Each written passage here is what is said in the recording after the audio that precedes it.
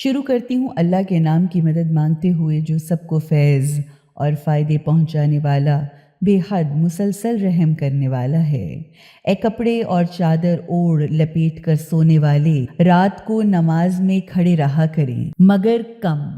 آدھی رات یا اس سے بھی کچھ کم کر لیا کیجیے یا اس سے کچھ زیادہ بڑھا لیجیے، اور قرآن کو خوب ٹھہر ٹھہر کر پوری طرح واضح کر کے پڑھا کیجیے۔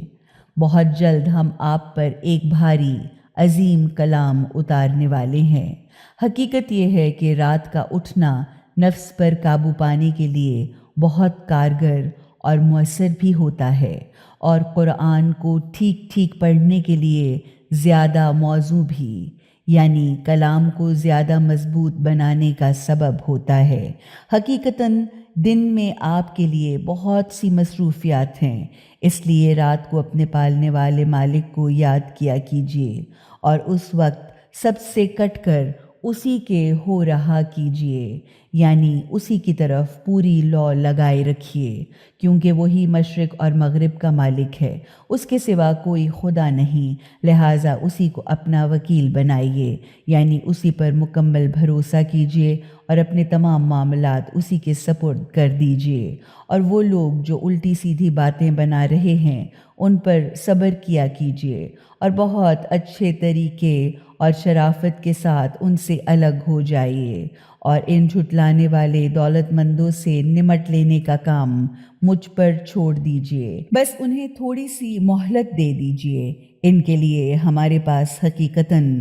بھاری بھاری بیڑیاں ہیں اور بھڑکتی دہکتی آگ ہے، اور گلے میں پھنس کر رک جانے والا کھانا ہے اور سخت تکلیف دینے والی سزا ہے۔ یہ سب اس دن ہوگا جب زمین اور پہاڑ کانپ رہے ہوں گے، اور بڑے بڑے پہاڑ ایسے ہو جائیں گے جیسے ریت کے ڈھیر ہوں جو بکھرے ہی چلے جا رہے ہیں۔ ہم نے تمہاری طرف ایک رسول تم پر گواہ یعنی نگران بنا کر بھیجا ہے، جیسے ہم نے فرعون کی طرف ایک رسول بھیجا تھا۔ فرعون نے اس رسول کا کہنا نہ مانا تو ہم نے اسے بڑی سختی کے ساتھ پکڑ لیا، تو تم اس دن کیسے بچ سکو گے جو دن بچوں کو بوڑھا کر دے گا، یعنی سخت تکلیف دے اور پریشان کرنے والا دن ہوگا، اور جس کی سختی سے آسمان تک پھٹا جا رہا ہوگا، اور یہ اس کا وعدہ ہے جو ضرور